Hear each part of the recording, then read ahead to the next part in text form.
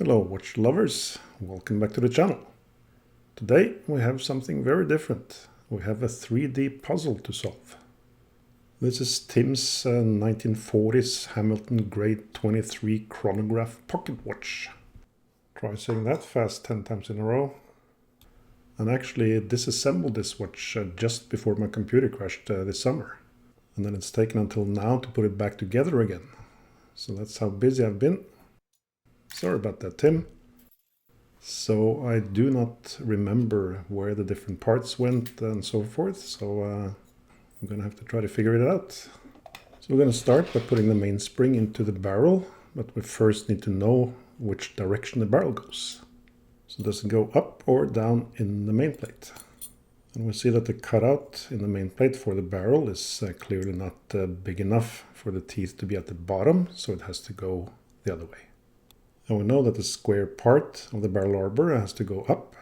And then we can look at the hook on the barrel arbor, and that's going to tell us which direction the mainspring has to go into the barrel. Now this mainspring might look like it's set, but it's not. It's actually more of a clock mainspring than a watch mainspring. So it doesn't have the S shape, but it is absolutely powerful enough. You can see that I didn't put the whole end into the mainspring winder. The reason is that that will help me put that T-end into the right spot in the barrel a little bit easier. And with the mainspring inside the barrel, we can then place the barrel arbor. I'm going to put a little hook into the eye in the spring first. That makes it easier to get it in. Now with mainsprings with a T-end, so that you have this little flag that goes into the bottom of the drum and then also into the lid. It can be challenging to get that flag into the right spot. So what I do then is that I use this pin vise on the square portion of the arbor and then basically wind the spring without the lid on, so that the flag slips a little bit around until you find the right spot. Then to lubricate the capstones, we need to take the balance off the cock. There's this little screw here that secures the stud of the balance to the cock. So we're going to unscrew that. Now, if we slip here with that tiny little screwdriver, then we might very easily damage the hairspring. So no pressure, old man, no pressure. Steady. Steady. Okay. So with the balance off the cock, we can then unscrew the capstone from the underside. And then we're going to give both capstones, together with the pallet fork and the escape wheel, an immersion bath in Epilam. I actually had to use a bigger basket for this, because that escape wheel is so wide that my normal plastic basket didn't fit. We're going to let it soak in Epilam for a little while. And then we're going to lubricate the capstones.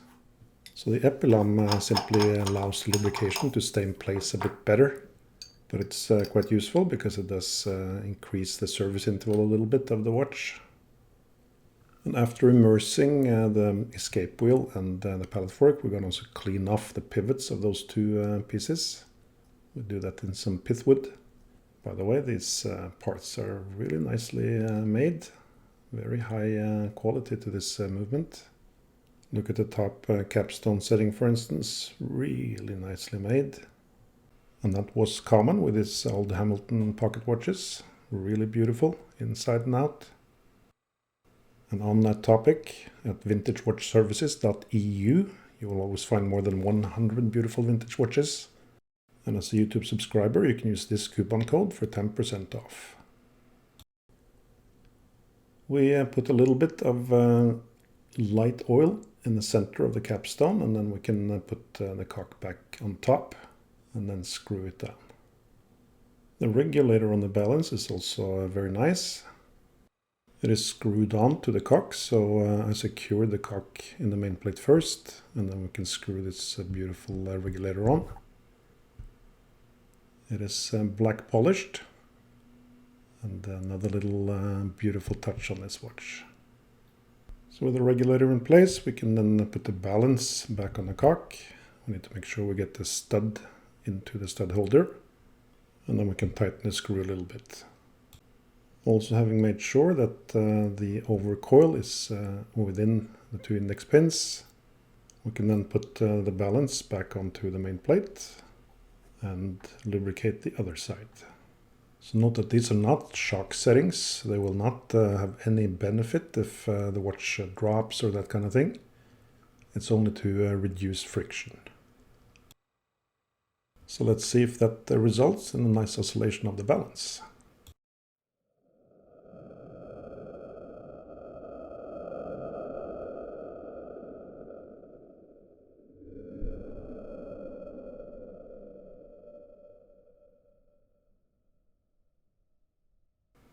And that looks very nice. So then we're going to take the balance off again, and we're going to start putting the train together. So the first wheel in the train is the barrel. So we're also going to get out all the stuff that we need to wind the mainspring. And mind you, at this point I'm not entirely sure how this was built. So we're going to have to try to figure that out. Given that this is a chronograph movement, the 3/4 plate, the bridge, has the winding works on the underside. Here I'm just lubricating the barrel arbor on both sides. I see someone scratched some marks into the barrel. That's unnecessary. So I'm trying to see here what goes in when. And I do need to assemble the barrel bridge or the 3/4 plate first. So let's get out all the different pieces for that. In this type of movement you will have the crown wheel, which engages directly with the sliding pinion. And then in order to wind the watch the proper way, you will need to have 2 wheels in between, that and the ratchet wheel.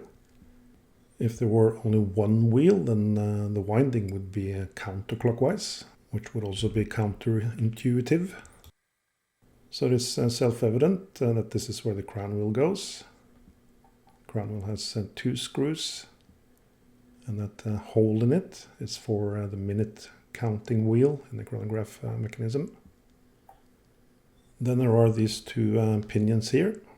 They both go through the main plate and are screwed in from the top side. So obviously one has to rotate counterclockwise and the other clockwise.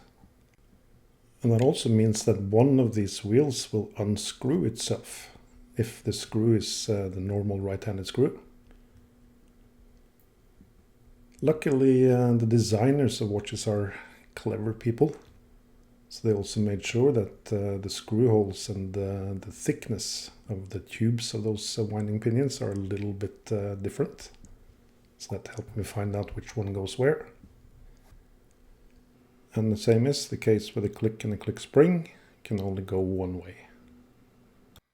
Let me also take this opportunity to thank my members, both on YouTube and Patreon. Really appreciate your support. As a member, you get access to exclusive videos, tips and tricks, tutorials, that kind of thing.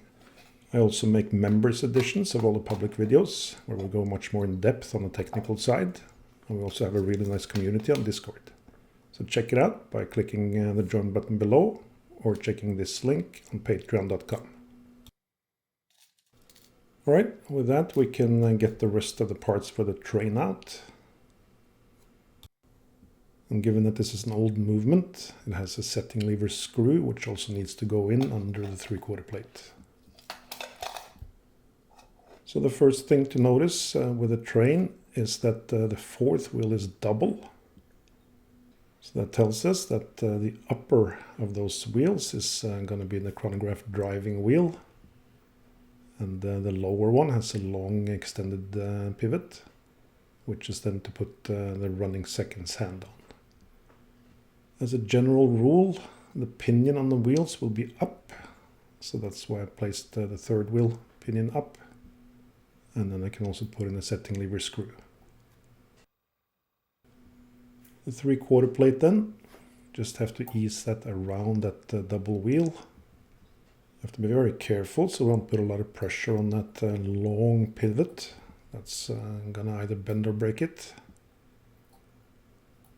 Before pressing the 3/4 plate down, we need to make sure that those pivots are in the holes.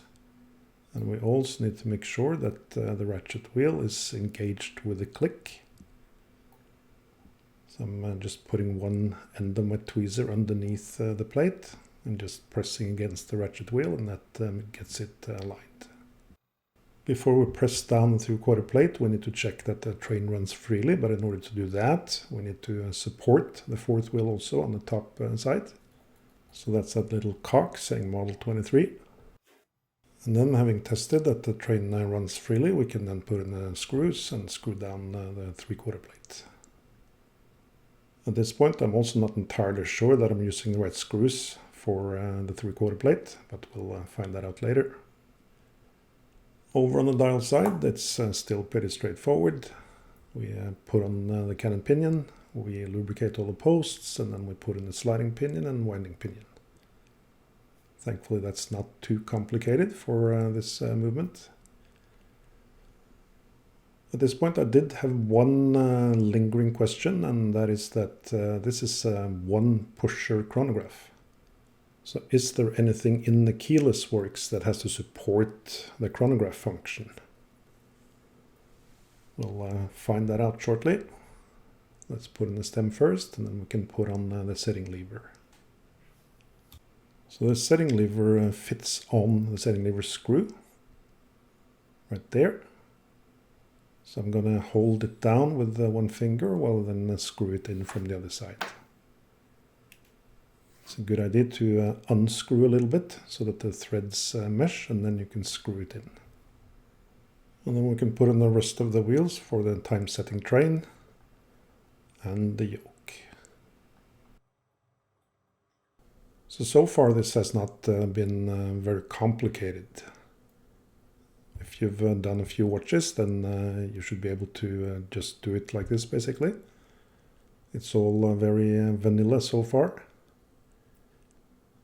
The issue with this kind of watch is obviously not the base movement, it is the chronograph. And we are getting close to starting on the chronograph now. With the keyless works in place, we can then turn the movement over once again, put in the escape wheel and the pallet fork and the balance, and make sure that the base movement runs well. So here I can actually see that the pivot is in the jewel hole because the pivots are big, and I'm not screwing the escape wheel cock all the way down until I'm sure that the train runs freely. And when we are, then we can also put in the pallet fork and the pallet fork bridge. I typically use my microscope to make sure that the pallet fork is in the pivot hole properly, because those pivots are easy to break. Then we'll give a couple of winds with the crown just to give it a little bit of power so that we can see that the pallet fork flips over easily. And then we can lubricate the exit pallet. The pallet looks dirty here, but it's actually just wear. This is an 80-year-old watch, so that's probably the reason.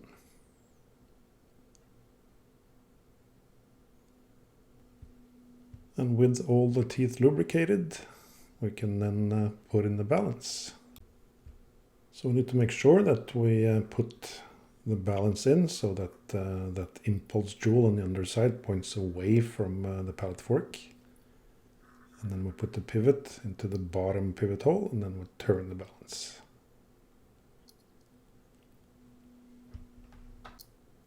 Note that I only give the crown like 3 revolutions, so there's not much power on the mainspring. That's why we had to nudge the watch into starting to run. But after securing the balance, we can wind it and see that there's a nice amplitude. So we're going to lubricate the various oil sinks, and then we can demagnetize the movement and check it on the time grapher.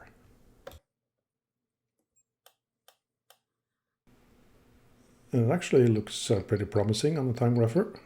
We're mostly looking for straight lines at this point. We see that the beat error is a little bit too much, so we're gonna fix that first of all.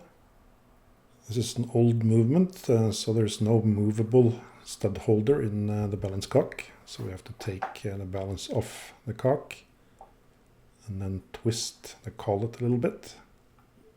We do that very gently and also very little. 3 milliseconds is not a big rotation, just a tiny little one, and then we have to test it again. And yeah, we got it down to 0.5, which is perfectly fine for this movement. I looked up the lift angle and then I actually found a couple of places that it's 52 degrees, which sounds a bit odd, but yeah, that's what I found. Another thing I found that's more consequential is that the watch loses a lot of time with the crown up. So I'm first checking the space between index pins, and that's fine. So that means that the balance must have a heavy point.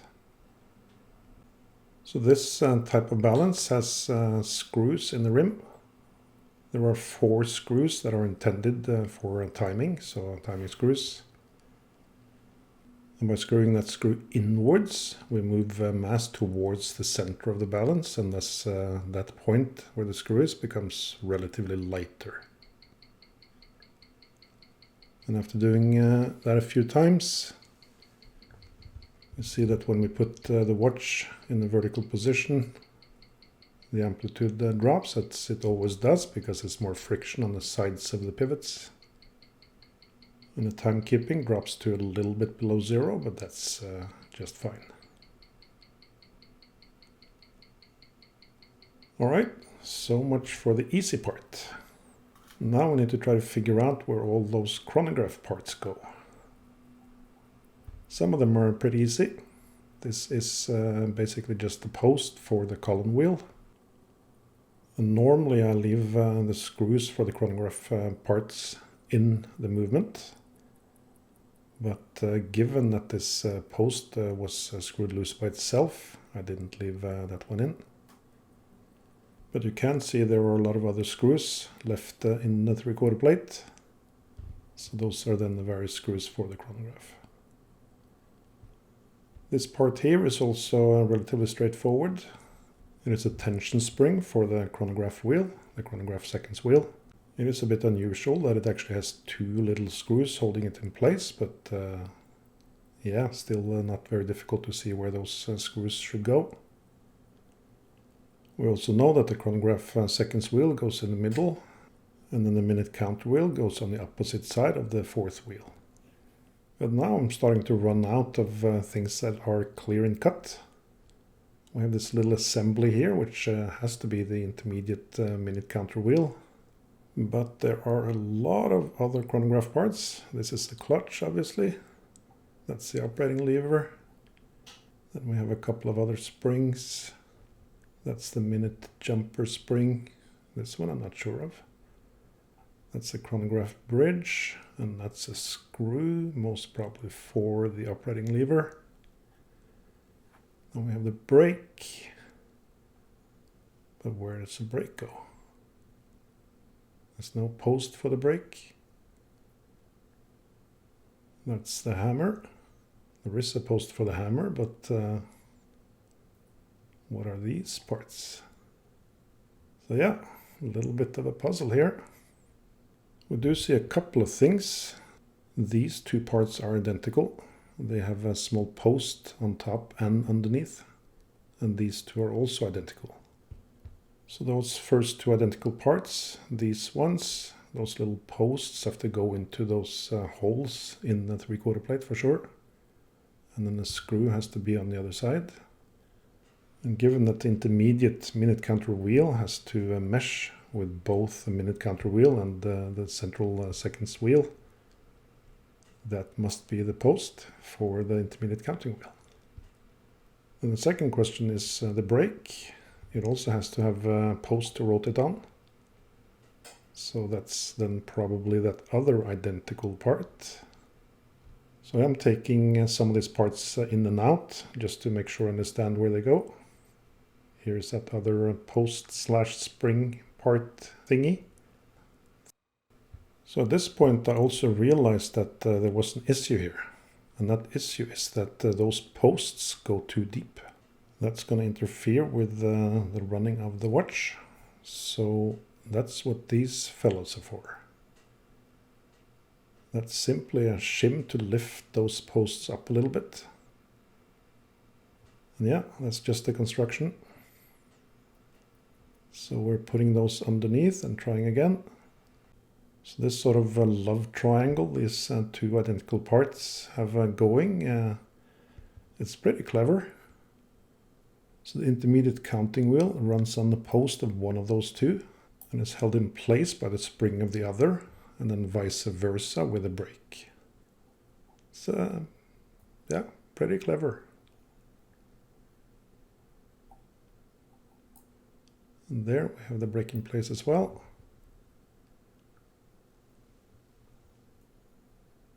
And now the rest is much more straightforward. We can put the two chronograph counting wheels back in again, and then the bridge on top.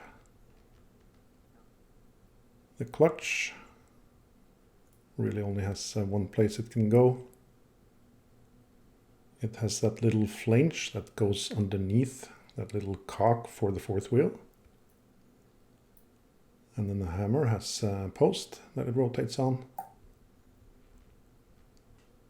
And all these parts basically have springs, making sure that they snap into action or snap into place. And then we also put a little bit of oil where that spring rubs on the part. This is the spring for the clutch. A bit unusual position, but the clutch always has a spring, so we managed to figure that one out. And then this mystery part is actually the lever that the crown pusher works against. So whenever you press the crown in, there's a little tube that presses onto that lever, and that again presses onto the operating lever. Mystery solved. So this screw goes through the operating lever, through the 3/4 plate, and screws down into that lever in the side of the case. Just a couple more springs to put on. This is the one for the operating lever. That makes the operating lever also then snap nicely. We have a few more things to lubricate as well. We have to lubricate the column wheel, the columns, and also the ratchet wheel at the bottom of it. We also have to lubricate the hammer, where it hammers on to those hard-chipped cams. Let's then have a look at the chronograph function. This is a mono pusher chronograph. It means that there are 3 actions for every cycle. First you start the chronograph, then you pause it, and then you reset it. There's no option to restart it. For that you would need a second pusher. So let's have an up-close look at the chronograph in action. We see the chronograph driving wheel on top of the 4th wheel drives the clutch, which drives the chronograph seconds wheel. And then the underside of that chronograph seconds wheel is a little finger that pushes over the intermediate counting wheel once a minute, and that then pushes over the minute counter wheel. Let's then get the rest of the watch together. We just need to put on the hour wheel and then the dial.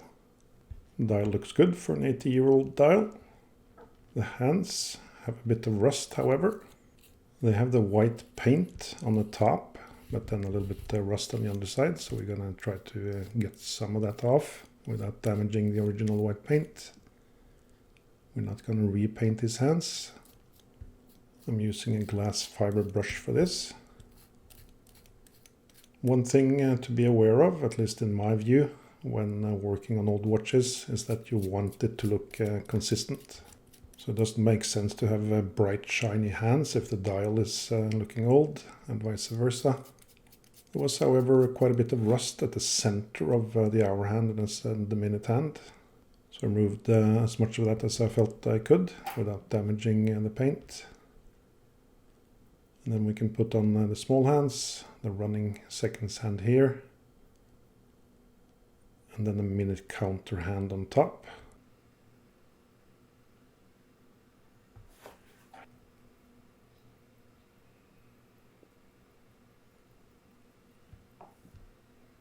The hour and minute hands on this watch are too big for my hand pressing tool. So I'm going to use a handmade tool for that.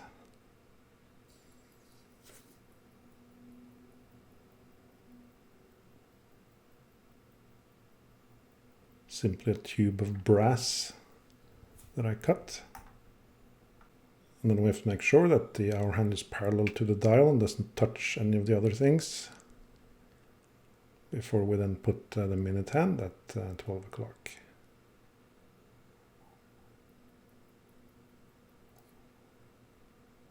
Same thing there. Check that it's parallel with the dial. And then the last thing is the chronograph seconds hand.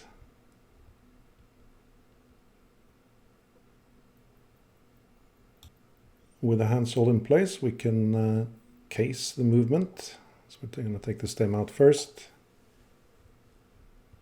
And then if we need to, it's easier to adjust the hands while the movement is in the case.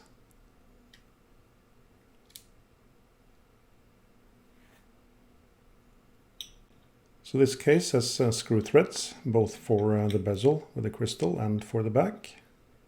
So they screw in opposite directions so that you can screw them both tight with one operation.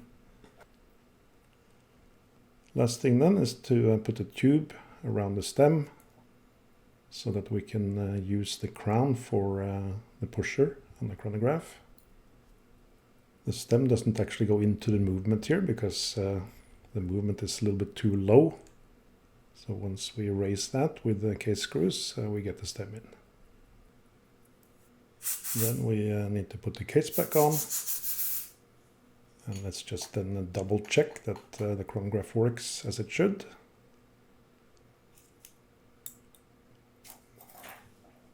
This way? No, that way? No, this way. All right, let's speed it up a little bit.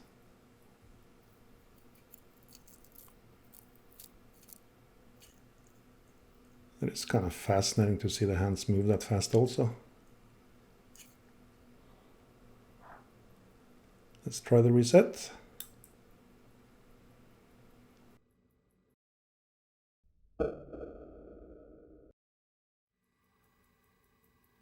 Before seeing the watch on its strap, just want to remind everyone that at vintagewatchservices.eu you will always find more than 100 beautiful vintage watches. And as a YouTube subscriber, you can use this coupon code for 10% off. And there we have it. Tim's beautiful Hamilton Grade 23 military pocket watch chronograph. Beautiful watch, both on the inside and the outside. Really a treasure.